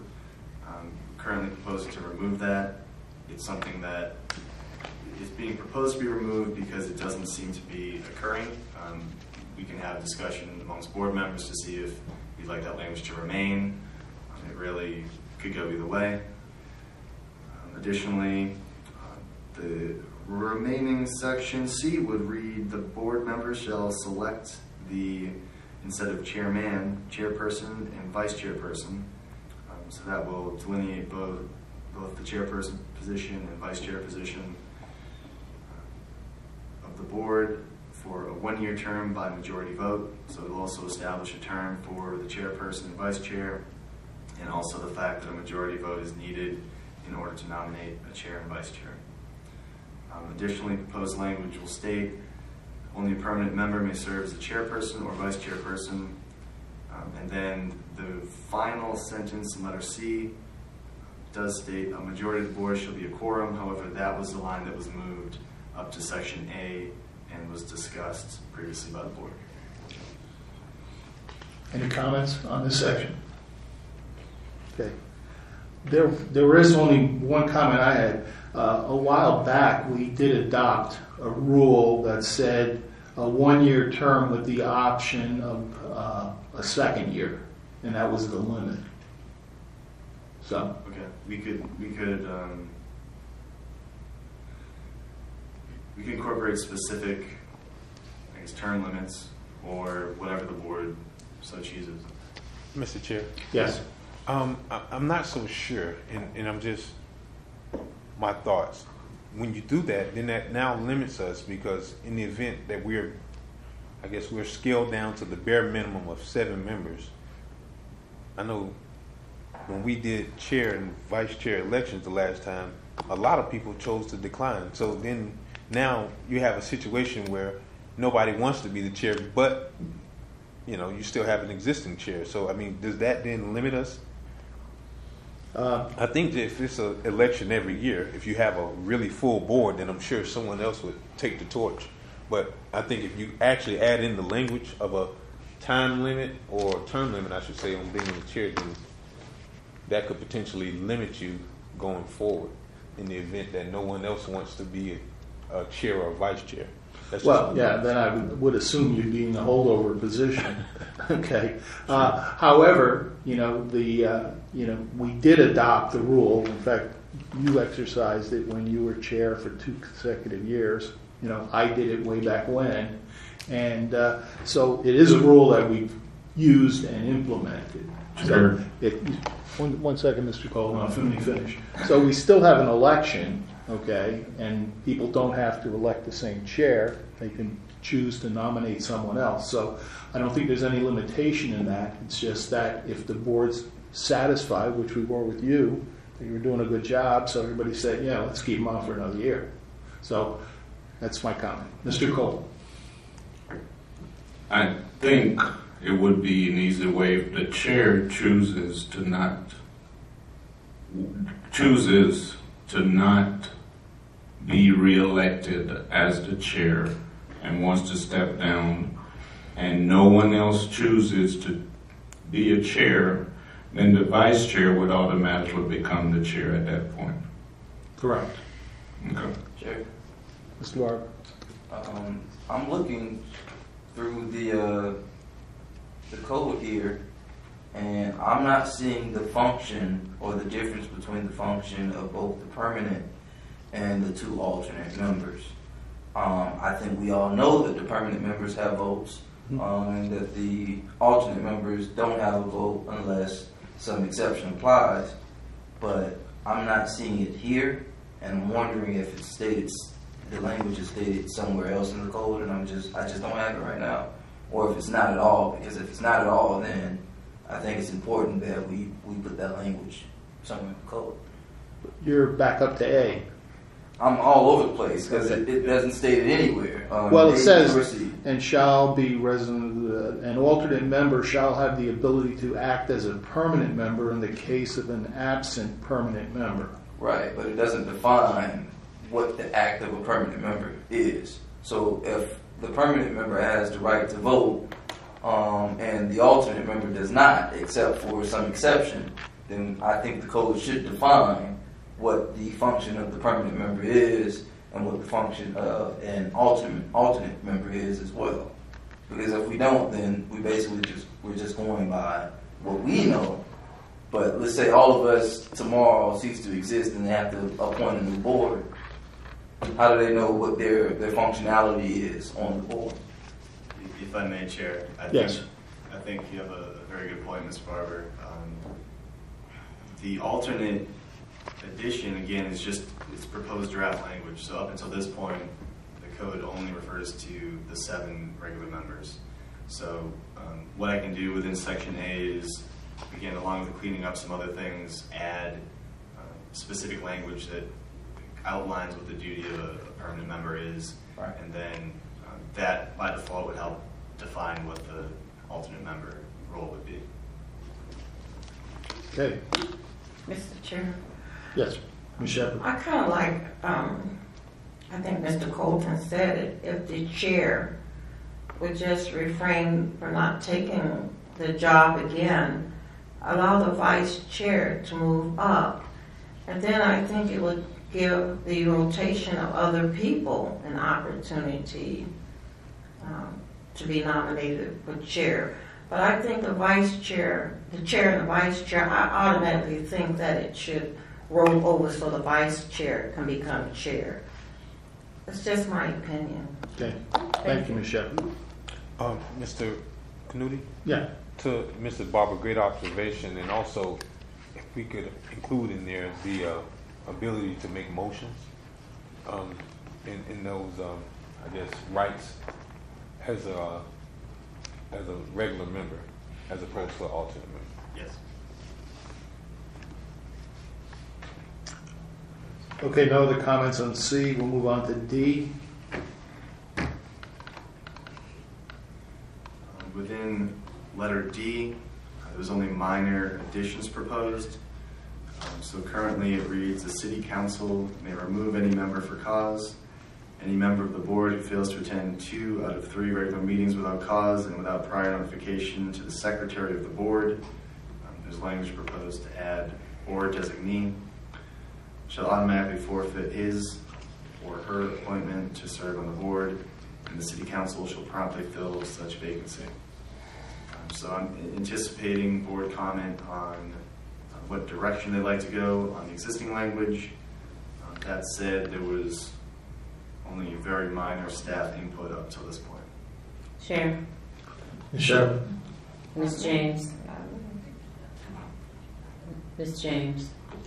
I asked for the comment. Oh, I'm sorry. I guess my Um, hearing's going on this side. In letter D, it states 2 out of 3 regular meetings. So those regular meetings, we need to specify if they also include the workshops that we occasionally have at the last Thursday of the month. Because to me, reading this, regular meetings would just be the second Tuesday of each month. Those are considered regular meetings. If we could potentially just remove the word regular, so we could say 2 out of 3 meetings. And I think the intent of this is like a no call, no show. So if a member just goes absent without notifying anybody of a situation or a conflict, then that's where this really comes into play. I don't think the intent is to penalize board members that obviously will have to miss meetings for various reasons. Everyone has a life outside of the planning board. It's a volunteer board, so obviously conflicts will arise. So, Okay, one more thing for this section. Secretary of the board, is that the planning and zoning board administrator? Or his designee? So it would be basically planning and zoning board staff? Or do we need to specifically state that position title? Because I know before we've had discussion when Mr. McCoy was chair about if you were going to be absent, you had to contact the chairperson to let them know. well, I can say that the way it's currently been functioning is I've been the staff point of contact. I believe that the code, the way it's written, the secretary of the board is actually referenced later on. So unfortunately we haven't delved into that, but I believe it's referring to a staff person, a city staff person filling that position. So Yeah, when I read through the entire ordinance, the secretary of the board referred to the P&Z director, I think they might even use a different title. something like that, but it Right, would be, that was the intent, I believe. right. So it would allow Again, we can clarify that further and use the current title.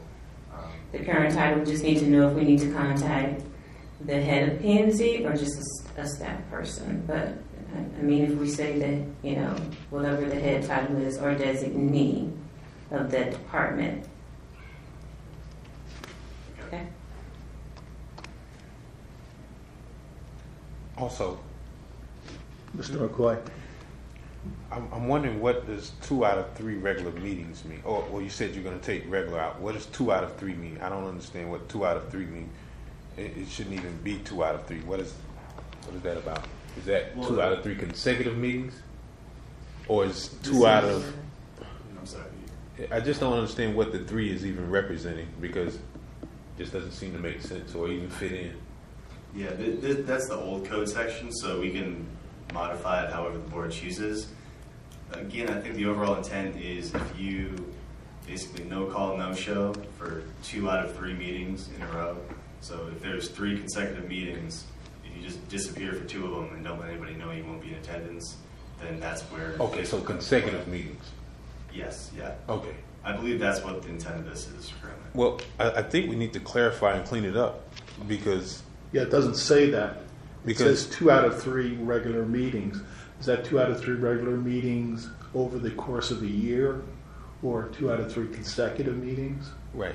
Well, I don't even like the 3 anyways. If the intentions of the board is to eliminate, or I guess have a member removed for missing 2 meetings with no call, no show, I think that should be within a year. That would be ideal, because I think it's just notifying. If you notify someone that, and so actually, you know, a better option may be even excused or unexcused, because there may be a time where I think Ms. James indicated sometime last year or a couple years back, she was on her way to the meeting and she had car trouble, or somebody had car trouble. You know, how do you really notify? I mean, if you're on the side of the road, you're not calling Jeff Gagnon to let him know that you won't make the meeting. So, you know, well, unless you're AAA, but you know, it's just like you don't want to you don't want to eliminate somebody for something like good cause if they miss and they don't have time to notify you. So maybe something that would address you know, a situation like that. Sure. I'm sorry, just to respond to the possible unexcused versus excused differentiation between absences. I think when it was discussed before, now it's up to the board and staff to figure out what qualifies as an excusable absence versus unexcused. So it kind of gets into a whole nother realm of how do we make that decision as well. Yeah, I think there's only one way to do it, because you really can't evaluate whatever reason somebody gives you. They say, I have to take my kid to the hospital, even though they're going to a ball game. I mean, you're not going to delve into that. So the fact of the matter is, if somebody is missing and they don't notify you in any way, okay, I mean, that would probably be unexcused. Sure. Mr. Hamill or Mr. Coleman? A couple easy ways. Replace the 2 out of 3 with 3 consecutive or 2 consecutive regular board meeting, not workshops. With regards to, and it has notification. So if you notify, give notification that you will not attend prior to, you're still excused. I need to add about the excuse. If you're excused because of notification, is it possible for city council to say that you haven't showed up for 3 meetings or the 2 meetings, get rid of you without, and thinking that's cause, even though you have notified? So they can't replace you if you notify staff. But there should be something to say, well, I need to have a day with the city council to hear my grievances, if that's the case, because the potential for city council to say, I'm going to excuse you even though you notify staff, would be wrong. Second thing, as far as no-show, if I have an emergency and breakdown that particular day on my way to work, the easiest thing to do is to give you documentation as far as a car repair that I had to do or something of that nature if there's an emergency. If I did not notify you prior to that meeting and something happened, there should be a way to say, this is what happened in an emergency and this is why I could not attend. I think, two responses. As far as providing information after the fact, I think that it was semi-discussed where I honestly don't want to look into it at all. I'm going to take a board member for their word, and I'm not going to see if someone attended a movie or if there was a personal emergency. If someone says there's an emergency, then it's an emergency. And I think that this language, what you described before, so let's say a board member has 3 or 4 or 10 legitimate reasons why they can't attend a planning and zoning board meeting. Technically, the first sentence says the city council may remove any member for cause. So if the city council determines that, look, we understand you have conflicts, but 10 in a row is just unacceptable. Even if you provide notification, we need someone that's going to be at the meetings. So technically, they could say that's cause, even if a reason for absence is provided. So what the second sentence starts to do is, if someone is habitually late or not showing up, then it kind of creates this condition where the seat's forfeited. So it's kind of 2 things in one. Comment. The first sentence, as far as the city council may remove you for cause. Cause could be 1 meeting that you miss. So if that's the case, then why do we need all the other wording in it if they can move you for cause? I'm just saying it's just a little too much. If they have the right to do that, yes. But then why go into all the other? They can remove you for whatever cause that they choose to remove you for. If the other part of the sentence is to remain, then there should be some type of grievance procedure to follow what comes after. If you don't want that, or then just eliminate it totally. They can remove you for the cause. Mr. Chair? Go ahead. I think the second sentence refers to automatically. So automatically means it doesn't even go to a city council. That's a function that's you're just removed. If I'm correct, automatic means there's no action that needs to be taken by city council. Well, city council is the one that appoints you. Right, and that second sentence is saying if you don't attend, whatever we come up with, if it's 3 consecutives, then you're just off. We don't have to send it back to the council. I would disagree with that, because if city council appoints you, city council removes you. Right. Not just automatic that I didn't or you, a member didn't show up, and since you didn't show up for 3 meetings, just don't come to the 4th meeting. Well, are you proposing that? Because that's the way it's been already. So technically, you could already be removed without even going to city council. In fact, when I came on, what was his name? Gary Brandon. Gary Brandon was removed automatically. Well, then you need to put the word automatically in there. It's there. Oh, I'm sorry. It's there. Well, I think that's great, because you remember now, we just did 6 months of council not taking action on board appointments because they get late in the evening. So if a person has just really neglected their duties as a member of the board, then why do we really need to wait on city council? If they're not coming, if they're not participating, then automatic should stay a provision that should be exercised by the planning board. And remember, we can't allow city council to do everything. I think that's a function that is a no-brainer to me. Okay. Let's, do you have the comments, Jeff?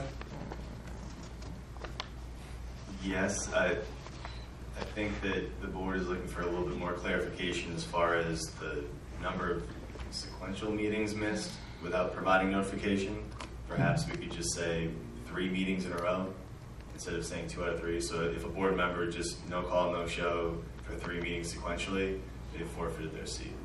I'm personally good either way. It doesn't matter. I mean, there should be some penalty for just not showing and not saying. And as far as the word cause, that could be about a 2-day debate. Mr. Chair, Yes. does that go before city council, or how does that work? Do the council remove them by not being here? That's a good question. I'm not sure. That would be a legal question. Since they appointed, can they only? Well, in accordance with the second sentence, if currently the way it's worded, if a board member, and I think it goes back to what Mr. Gagnon was saying, was that they just kind of leave the city and don't resign, just say goodbye, and they're just gone.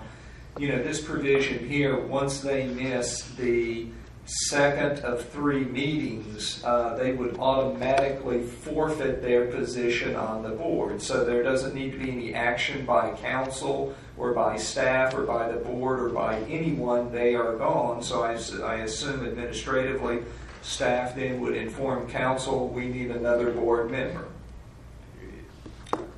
Mr. Chair, Yes. but you still have to notify council. Am I correct? That there's an open. That there is an open. Yes. Well, suppose a council say, nah, I want my person to stay there. They're a good person or whatever. I'm just throwing it out there because they do some strange things up here. Do you still have to go before council? I think what would happen is, this is language that currently exists in the code. So if the situation to arise now, this language would make that individual forfeit their seat, and if the council chose to renominate that person, they would have the ability to do so. It would probably be unlikely because, as Mr. Shutt said, this situation would probably only happen if somebody moved away or some extreme situation were to occur. So it's something that the city council could bring that person back to the board, but I would think that would be unlikely. Does that answer your question, Ms. Shepard? Yes, thank Okay. you, Mr. Chair. Any other comments on D? Sure. Yes. Just one. I think then if that member becomes automatically forfeits, I think there should at least be some notification by staff via email to say, you have forfeited, blah, blah, blah, thank you for your services. So that person isn't walking in on that 4th day. There should be some notification. Bottom line. Yeah, I'm sure there is. I mean, I would think that it's a courtesy staff would do. I'm not sure we got to outline it in the ordinance. To make it official. Yeah. I would say currently there would be correspondence, whether that was email, probably an official letter, maybe on city letterhead provided. That way it would be in our file and be public record. It could be part of the board packet when it went to city council as to why the position is now vacant. Okay. Moving on. Anybody have any general comments on the balance before? Or do you want to just proceed the same way? Let staff do the strike through and additions, and we'll go through the same process. Chair, Yes. I'd probably say for our next session, if this 2732, 2733 are really, no, 2732, if we group that one with 2733, should be enough for the next meeting or next session that is blocked for us. Well, what about this? it's basically advisory status. That's pretty cut and dry. General duties actually pretty much goes with general powers. So maybe general duties and general powers address that in the next session. And then comprehensive plan is a whole nother issue. That kind of goes with some of the other ones, public improvements and plating board. So we might be able to make a little faster headway by combining those. Mr. Gagnon. I think that's a good suggestion. I don't want to guarantee that certain sections will be complete, but I think that approach would be best in this situation. Yeah, I guess, obviously you got other duties too, so do the best you can. So, okay. Moving on, general discussion. No public comments. Correspondence? Yes, under correspondence, I wanted to again note the memo that was sent out outlining the motion that was provided at the last board meeting. Additionally, I want to make mention of the last page of the packet, which is a public meeting notification for the Wellness Resort and Spa, which is a proposed development at 3100 North Ocean Drive. This is a developers meeting, which is required per city resolution. I believe the number is 236-04. So this meeting will occur Monday, July 13th. It is located at 3100 North Ocean Drive, and it will be from 6 p.m. to 7:30 p.m. Okay. That concludes correspondence. Okay, planning and zoning board comments. Mr. Hamilton, you want to start us? Thank you. Question to staff.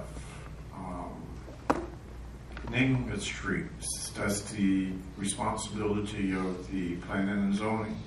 And the reason why I raised that question, I noticed I was looking at maps past couple of weeks. And then I went to look at the road sign on the county map for State Road 710 and within the city limits. The county map outlined Dr. Martin Luther King. Looking at state map and then looking at the signs that's been put up, it indicate Martin Luther King. And I was curious why the DR period was either dropped within the city limits, or did the state name that section within our city limits? Or can you give me clarification or feedback on that? So I believe the city does have a street naming policy. I do not believe that the renaming of streets comes before the Planning and Zoning Board. State Road 710, which we refer to as Dr. Martin Luther King Boulevard, Junior Boulevard. It's a state road, so I can verify with our Public Works Department to see why the signage did not include Dr. But I would have to research that further. Understood.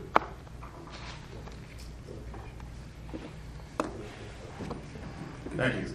Welcome, Mr. Coleman. Good. Ms. Shepherd? I'm good, thank you. Okay. Mr. Barber? Yeah, real quick. It's really, really cold in here. Is there any way we can adjust the AC at the next meeting? You're cool. I just thought I'd put it out there. We can vote on it. Also, probably need more iron, right? Yeah. See you, doctor. Also, You're right, by the way. The Wi-Fi, I'm clearly unable to join. I'd just like to get some information as to how I can get connected. Other than that, that's it for me. Mr. McCoy? None. Okay. Ms. James? Just really quick, I just want to say thank you to all of the board members, our past Chairperson, Mr. McCoy, for his great leadership, Mr. Canuti for his ongoing leadership, and it is a pleasure to work with you all. Thank you very much. I have one question. When we sent approved the ordinance for the coastal construction line, has that gone to City Council? Yes. It has. Yes. Has it been approved by City Council? Yes. Was it approved with the added condition that we put on there that there would be no exceptions? No. What happened to the added provision of no exceptions? Why did that get? I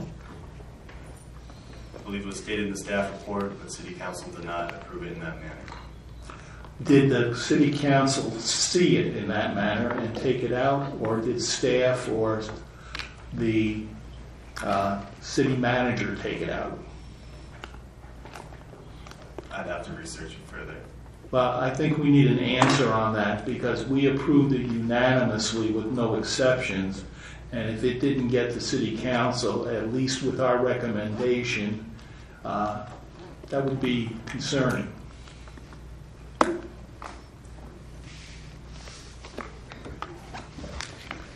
If you recall, we had a group of residents here that thought that was a very important provision. So I think on behalf of the board, if everyone agrees, I think we need to know what happens, okay? When we make a recommendation, since we're an advisory board, we want our advice to go to City Council. Now, if staff or the city manager wants to say, we don't agree with that, that's their prerogative, but our intact approval should be in front of the council.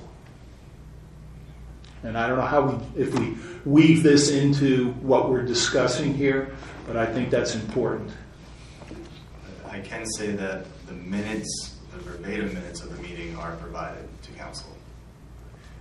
Mr. Chair. Are they listening to them? No, every time. Sure. Okay.